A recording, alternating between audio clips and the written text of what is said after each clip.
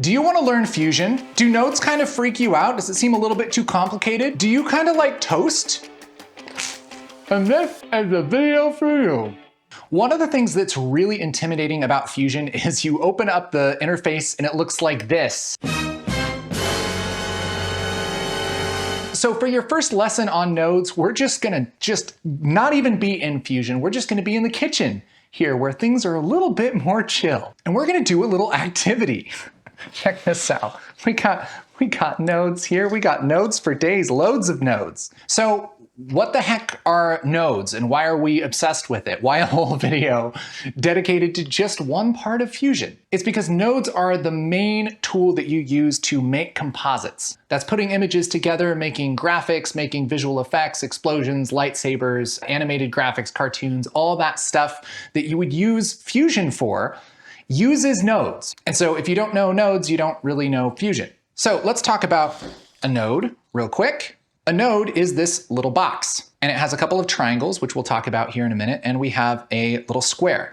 Now, to make things, we take the nodes and we link them together in kind of a flowchart. So it might look something like this. We have a couple of nodes here, and we take the output of that node and we run it over to another node like that. And so what we're really doing is we're making a series of steps. So this is step 1. And then it goes all the way to this next node, and this is step 2. It's like you're making a to-do list flowchart. This will all make a little bit more sense here in a minute. So a lot of your time in Fusion is going to be making these little flowcharts. And every flowchart made out of nodes eventually gets connected to a very special node called a media out. And this is just the result of all the fanciness that you did. More on the media out in just a little bit. So let's make this fun. Let's work with some food, because I don't know about you, but I love to cook. And food metaphors just resonate with me. You know what I'm saying? We're gonna start with a piece of bread. So this is kind of like your untouched starting point. And in Fusion, that is a node called a media in. This can be footage, this can be a texture or an element, something that you didn't necessarily make yourself, but it's something that you're gonna use in your recipe, like an image that you're going to put stuff over, or your original footage that you're gonna change with visual effects. So if we were to connect this media in to our media out, and you can think of media out when it comes to cooking and stuff, you can think of that like a plate. And if we were to take this media in and connect it to our media out, we would just have a piece of bread. So grabbing an image or a piece of footage from your system and just bringing it into Fusion, that always comes in as a media in. Also, if you're just over a clip in the edit page and you switch to the Fusion page, it's gonna bring that clip in from the timeline as a media in. So this is your starting point, your untouched piece of media. And then we're gonna do some fancy stuff with it. So this recipe would be pretty boring if all we did was just put bread on a plate. That would not be great.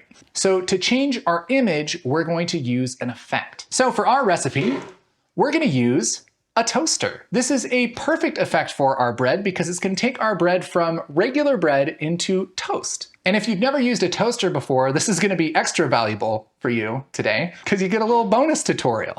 What you do is you take the bread and you put it in the toaster, and then out pops toast. So what we're doing is we're affecting the bread with the toaster. So for our effect, we start with the bread and we end with the toast. And so as the bread goes through the toaster, it makes toast. Yeah, toast! I love to use the toaster analogy because this is exactly how effects work in Fusion. So we're starting with bread, we're putting it through the toaster, and out comes the toast. So we have our media in. Then as we connect this to the media out, the result, the toast, gets put on the plate. Now, here's something really important to remember about effects, and this gets everybody. You might be used to saying, I'm going to put an effect on this. I'm gonna put a blur on top of it. Change the way that you're speaking, because think about this. Our image always runs through an effect. Just like our bread runs through the toaster, we don't put the toaster on top of the bread. You would not be making toast at that point. It doesn't work like that. This is a super important concept. As a wise man once said, to change how a picture looks, you gotta run it through an effect. Now, For our example, we use the toaster as an effect, but there are so many different kinds of effects. You can think about an effect as anything that just changes an image. So something like a blur, something like color correction, even something like a transform that makes something bigger or smaller. All of that is something that's happening to our image. And then we run it through this effect node, and then it comes out different at the end. An effect can't live by itself. Like if we didn't have this media in, the result of this toaster would be nothing, because there's nothing to change. There's no image to change. This is just a toaster. You can't eat a toaster, or can you? Not safely. I mean, you might be able to, but you shouldn't. That's for sure. So if you're going to use an effect, you always have to put some kind of image into that effect, whether it's a media in or a generator or even the result of another effect. You can put a bunch of different effects in series, but you have to have some kind of image, whether it's your starting image or whether it's even just the result of an effect. You have to have that to actually run through an effect, or else you're not really telling Fusion to do anything. So if you're not supposed to put an effect on top of something, well, how do we do something like put titles on top of a background? Or how do we combine two different images? I feel like a lot of people are used to layers. If you were gonna do something like make a sandwich, you would have your background, your first layer, and then you'd put some other layer on top, like, some peanut butter. That'd be your second layer. And then you could have your third layer like that. Here's the problem. Fusion doesn't have layers. So if you want to put a spaceship in the sky, you would normally think of like the sky layer and then the spaceship on top of that. How in the world are you supposed to do that if Fusion doesn't have any layers? I thought Fusion could do anything. Here's how it works. Let's say we have our toast and we want to put some jelly on top of it. We would use a special tool, a butter knife. And we use the knife to put some jelly on top of the toast. There we go. There's our handsome man. So in Fusion, this knife we could call a merge node. Every node in Fusion basically has one job. The media in is to grab a piece of media. An effect is to apply an effect to an image. And a merge is to put two images together. So this is really how you can combine images without using layers. Just like we used a knife to spread the jelly on top of the toast, the merge takes an image in the yellow input, that's going to be the background, and an image in the green input, which is going to be the foreground. So if we were going to make a chart of what we have here, we would start with our bread, then we would run that through the toaster, which would make toast going into the next node. But this is a merge node, and so let's connect some jelly. It's going to give us toast with jelly on top. That's what comes out of this merge. And if we connect that to our media out, we have bread that's been toasted with jelly on top. Now, something interesting about a merge. If I were to take this same chart and disconnect the foreground, the jelly, like that, I would have toast. But if I were to keep the jelly connected and disconnect the background to the merge, I would have nothing, because you have to have a background for the merge. The merge loves backgrounds. It's obsessed with it. So this trips people up a lot. You want to make sure that you always have your background attached to your merge, and then you can put your foreground over it. The yellow is always the background and the green is always the foreground. Remember that now. So far, we've only really talked about 3 different kinds of nodes. Images, which include all kinds of media ins, as well as things that you generate like a background. Effects, which you run images through to change them. And merges, which put images together. But there's one other major kind of node that you need to know as a beginner in Fusion, and that's a mask. So let's say I want to put my jelly on top of my bread, but I only want to put it on at a certain place. I could use something like a stencil to control where I can put the jelly and where I can't. So right now in my little node graph here, if I were to connect this to the media out, I would have jelly on bread. But back here on the merge, when we put that jelly on, let's actually just use a stencil and only put the jelly in kind of a circle shape, 10 out of 10 jellyage. And so this mask controls where the jelly goes, and then we have a nice little selection of where we want this merge to do its job. And a mask works not only on merges, but on any node with this blue input. That's a mask input. And so you can tell any node to only do its job inside of a shape, inside of a physical part of the screen or the image. So if we were doing color correction, I could do something like turn everything black and white, but just keep some color inside of here, right? Kind of fancy. And you can put a mask on just about any node in Fusion, from images to effects and merges. And it always controls what that specific node does. Now, if I were to connect this mask to the mask input of the merge, we're telling that merge to only do its job, which is to put jelly on top of this toasted bread, only do its job inside of this mask. And the result, if we connect this to our media out, is we have a toasted piece of bread with our jelly on top in a circle shape. So far, we've learned about 4 different kinds of nodes: images, effects, merges, and masks.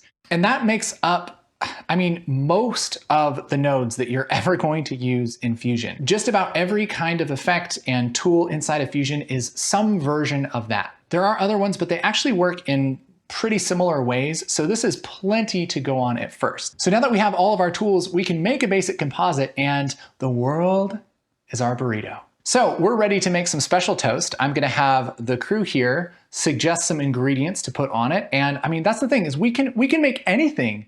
Let's make a recipe for toast, guys. Tell me what we're gonna start with. Some bread, right? We got to start with some bread, and then what? Skittles. Skittles? Yeah. On top of the... Have you tried it? Okay, so, all right, so we'll need a merge node, because you're gonna put the Skittles on top of the bread. Okay, Skittles, okay?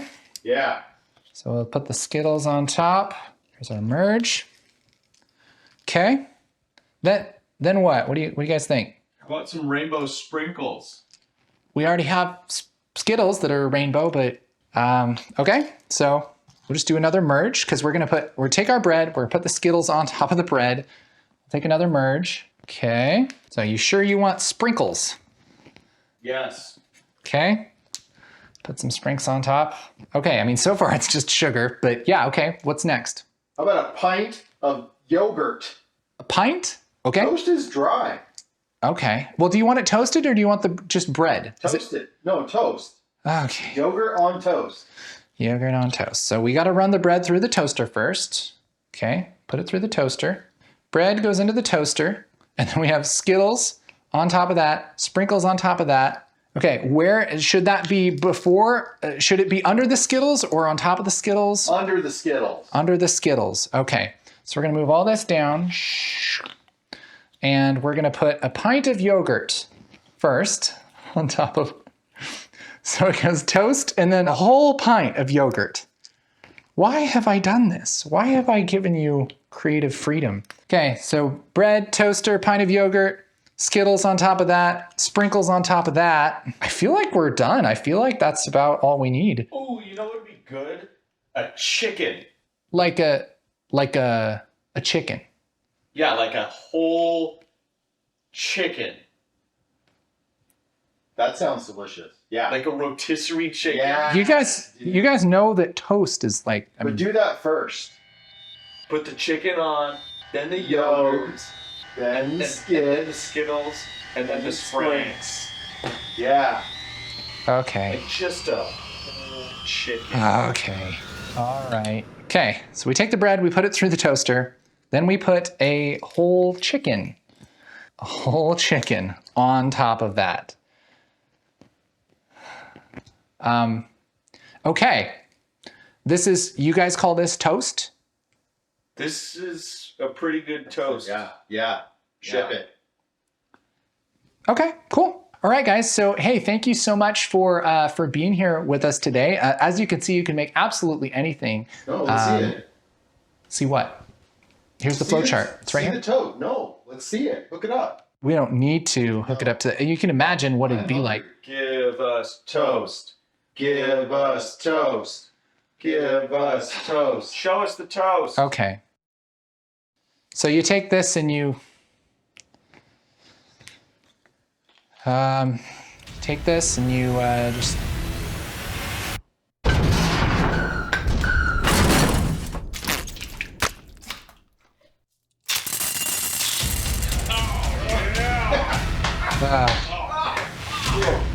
Nice. That's some flavor.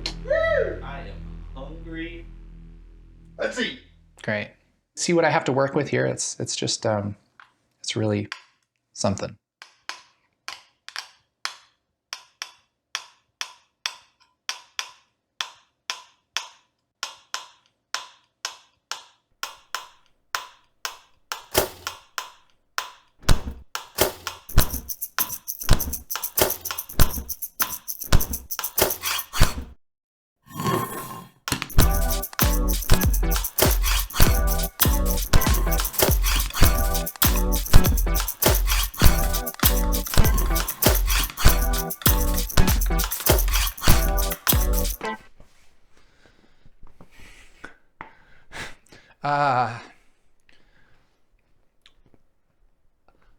Let's take a look at the Fusion interface and see what this means on a practical level. So here we are in the Fusion page, and I have a composition that I've just opened. And this is what I would call more of an advanced composition in Fusion. But I'm going to show you how these 4 kinds of nodes that we talked about with the toast, it's pretty much all we're using. So check this out. Just to give you an idea of what's happening, we're replacing this wooden cabinet with a CG cabinet that was rendered out of Blender and adjusting the lighting and all kinds of detailed stuff. First, we're putting the render over itself. Then we're adding a little bit of special lighting to it. We're replacing the blank screen with a screen with an actual readout. We're adding some grain over it, adding a little hotspot here to make it seem like there's a light, and then adding a glow to that light. And so we're adding all of this onto our original footage. And here is our graph of nodes. There are quite a few nodes here, especially if you're beginning Fusion. But check this out. Let's zoom in and just talk about each one of these nodes. The very first one on the very left is our OG. Now I'm going to hit 1 on our keyboard to bring this node up in the left viewer in Fusion. And that's just going to show us this node by itself and what's happening. On the right, this is our finished shot. So first we're starting with our original footage. This is a media in, this is an image node. And then we're going along here to a color space transform. Now this is an effect, and this does some fancy trickery that adjusts the colors so that we can play with them a little bit easier in Fusion, but it's just an effect. Then we run into a merge node, which we learned about that. And all of that's coming in the background. And on the foreground, if we just go up here a little bit, we start with an image. That's this image right here. This is an image file from Blender. And then that goes into a resize node. And what that does is it just changes the resolution of that image. And that's an effect, right? So we're running it through the effect. Now you'll notice that we're starting up top and then we're going down. It doesn't matter if you go left to right, top to bottom, or whatever. It matters which way these arrows are going. So we have this output and that's going into this arrow. So that's the input. The output, again, is coming out of here.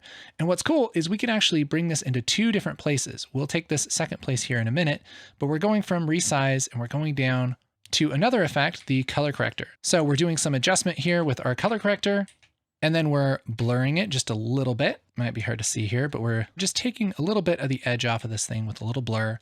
Again, same thing, it's running it through an effect. And then the result of this effect looks like this, because we have an image running through it. And then we take that image and put it over our background image, and they go together like that. This next group of nodes is about the lighting. And again, we're just starting with an image. This is a black and white image that we generated from Blender, and it's a map of which way the 3D faces are facing. And so if a 3D face is facing more up, it's colored white. And as it goes farther away from pointing up, it gets darker. And so what we have is really just a map of the top parts of all of this 3D stuff, which, you know, that's kind of beyond Fusion, but it's really cool because you can use something like this and again, run it through a resize, do some color correction on it. And we're just kind of tinting this yellow. Again, color corrector is an effect. We're going through a brightness and contrast effect to kind of limit some of these colors, make sure the black is just black and the white is white. Then we blur it a little bit. And then we're putting it over what we had so far, all this stuff with a merge. And this merge, if we go into the inspector, we can change some settings to change this from being a black and white image to just lightening the image with the brighter parts. We did that by just taking down this alpha gain right here. And so this merge is taking this yellowish highlights and putting it on top of our original footage. And as we turn the merge off and on, it adjusts the lighting. So this is really nice because we can kind of control how intense we want that top light to be. And we could turn the blend down and kind of make some adjustments here. And it's fun once you have something like this because you can really dial things into taste just using a slider. So nice. So far, all we've really done is we've had images, effects, and merges, right? Now let's talk about our screen. I just took this image from Unsplash. This is just a computer screen, right? With some random code on it. Adjusted the colors a little bit, added some contrast, cropped this to be just this part of the screen. And then I positioned this with a corner positioner, which is just another effect. And it's kind of just lining this up in perspective to be just right for our little screen here. Then we're taking our original footage here and we're putting that screen on top with an apply mode called multiply, which just takes the darkest parts of the image and kind of darkens things, and it kind of leaves the brighter parts alone. And so now we have this screen that's being put on top, but we only want that screen to be right here where the screen actually lives and not everywhere else. And so we're using a mask. I'll just undo the mask here. We can see it's kind of everywhere until I put this mask back in. And so we're limiting what this merge is doing. The merge has one job, which is to put that foreground over the background. We're limiting where it does that with a shape. So let's take a look at the mask. I'll hit 1 on the keyboard to bring that up. We're just drawing a little rectangle here. And that's actually being applied to an image that we brought in, again, from Blender, which just colorizes anything that makes light. Okay, so we're just using this image that we generated from Blender to isolate the parts that would glow, right? But I'm limiting this image with a mask to just the screen because that's all I really want to use. Boop, like that. I'm resizing it, again, running it through an effect, and then using this image to control the transparency of the foreground, which controls where that screen goes. So again, this is complicated stuff, right? But again, this is a mask. This is an image. This is an effect. This is a merge. Image, effect, effect, effect, effect, merge. All the same thing.